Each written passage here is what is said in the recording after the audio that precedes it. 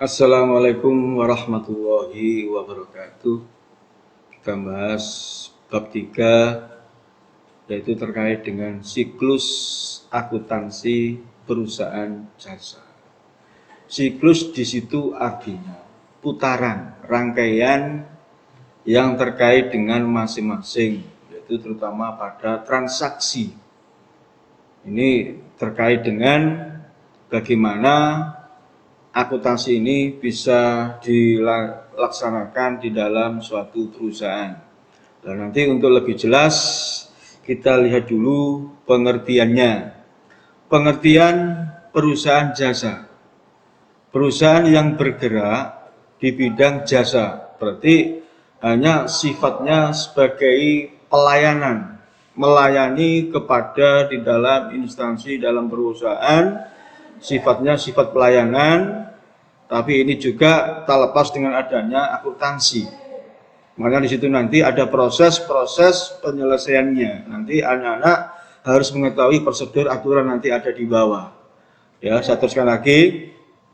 Di bidang jasa, servis seperti jasa rias, pengantin, pengganti, jasa tukang jahit, bengkel, reparasi, rental biru, perjalanan, kantor, akuntan kantor, notaris, perusahaan asuransi, dan seterusnya. Itu contoh-contoh sebagai suatu perusahaan dalam bentuk jasa. Ingat, bukan dalam bentuk barang, tapi melainkan jasa, sifatnya pelayanan. Ciri-cirinya yang pertama adalah menjual. Menjual, dijual sama saja, ya, atau menyediakan jasa atau prestasi. Ini kita lihat nanti di dalam transaksi, makanya anak-anak harus tahu transaksinya. Harus jeli, karena ini terkait dengan ada beberapa kolom yang harus dimasukkan. Termasuk kita ambil satu, masuk pada jurnal. Nah ini, kalau transaksi anak-anak tidak tahu, alamat jelas salah. Makanya ada istilah dijual, menjual, dibeli, pembeli itu harus tahu. Itu menunjukkan bahwa transaksi itu kita pahami. Karena kalau anak-anak tidak tahu apa istilah dijual menjual, intinya sama dan seterusnya. Dan ada lagi ciri yang kedua, ingat tidak melakukan proses pembuatan barang. Tadi sudah saya jelaskan bahwa tidak terkait dengan barang, melainkan dengan jasa. Ingat, jasa sifatnya pelayanan. Itu ciri-ciri yang kedua. Yang ketiga, tidak menjual barang dagangan. Berarti tidak menjual barang dagangan, berarti tidak dalam bentuk barang, sifatnya pelayanan, ya. Itu ciri dari perusahaan jasa. Nanti untuk lebih jelas kita kaji pada pertemuan berikutnya biar nanti anak-anak jelas. Makanya anak-anak harus proaktif dalam kegiatan ini. Ini siklusnya. Coba dilihat siklus masing-masing. Tadi Pak Jai bilang bahwa siklus itu adalah putaran terkait hubungan satu sama lain, beruntun. Satu kita tahap pencatatan jelas. Ada bukti transaksi. Apa sih bukti transaksi? Yaitu kejadian yang dilakukan oleh suatu perusahaan dalam bentuk perusahaan jasa. Berarti kejadian yang dilakukan oleh suatu perusahaan. Ya, nih. Setiap transaksi pasti menunjukkan bisa juga tanggal berapa. Ini beruntun, berurut-urutan. Setiap kegiatan pasti ada transaksi. Nah itu jelas, makanya anak-anak harus tahu bagaimana transaksi kita paham. Tentunya harus kita analisis. Tadi Pak Cai bilang bahwa termasuk kegiatan menjual, dijual, menjual, jelas tanda tanya, bisa tunai, bisa kredit.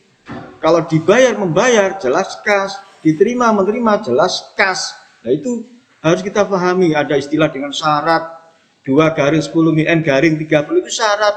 Ada lagi syarat lagi per 30, syarat lagi per 60. Itu tandanya secara kredit. Nah itu transaksi. Makanya harus paham betul transaksi. Kalau transaksi nggak paham, alamat anak-anak sulit untuk bisa memasukkan jurnal umum. Kalau jurnal umum salah, otomatis ke buku besar juga salah.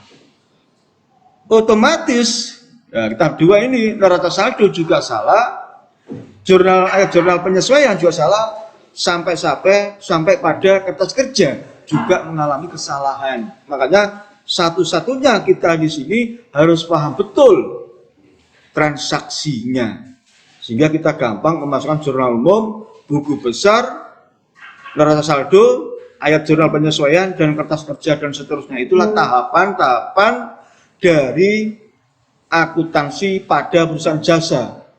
Itulah disebut siklus putaran satu sama lain. Nanti anak-anak harus paham.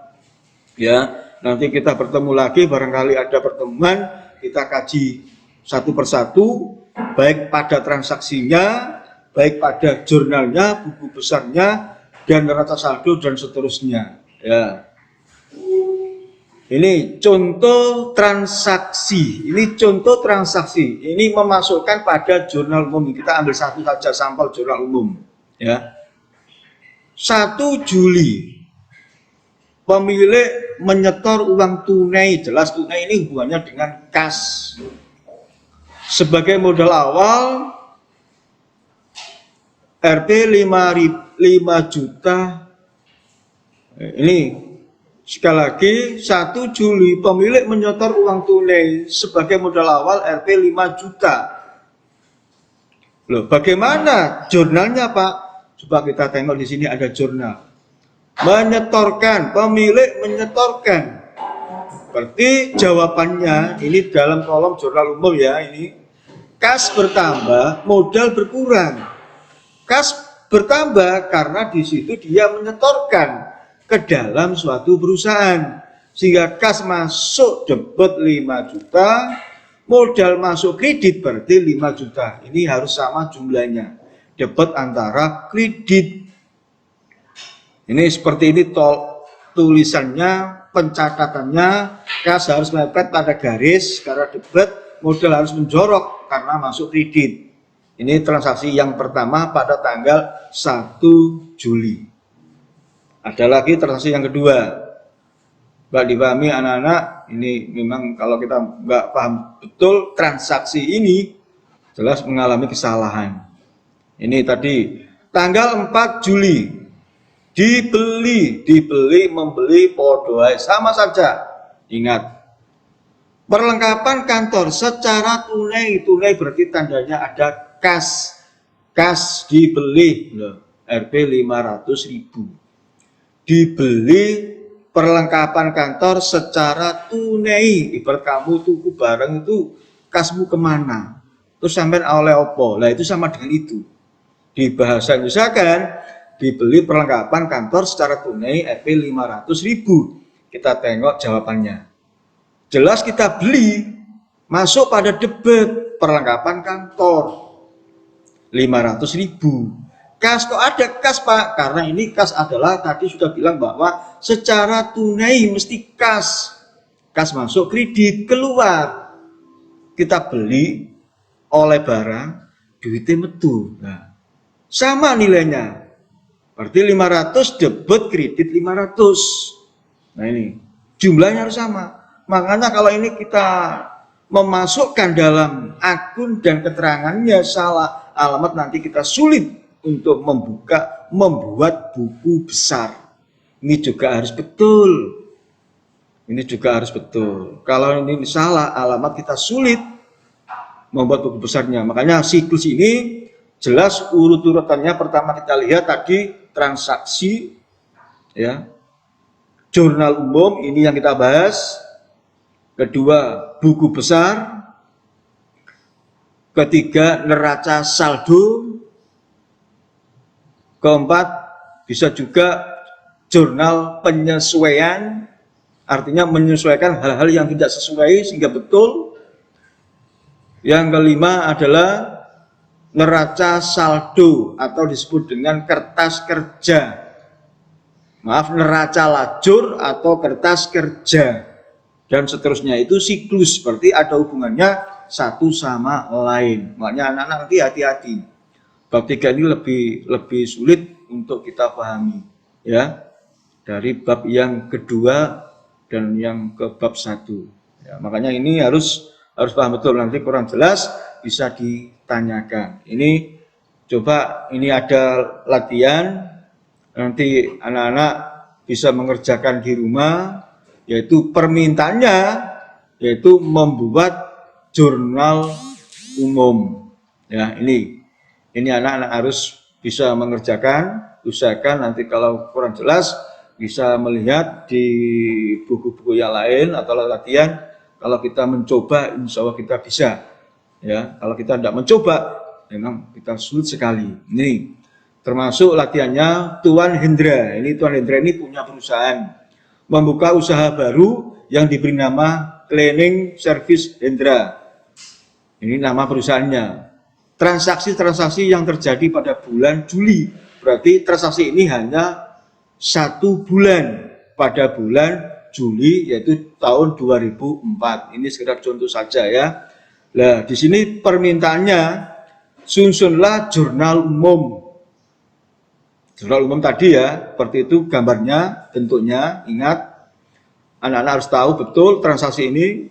Dari transaksi-transaksi tersebut di atas, nah, ini kerjakan di rumah. Dan minta nanti kalau ada pertemuan kita bahas lagi, ya. Sekian, terima kasih. Saya akhiri, assalamualaikum warahmatullahi wabarakatuh.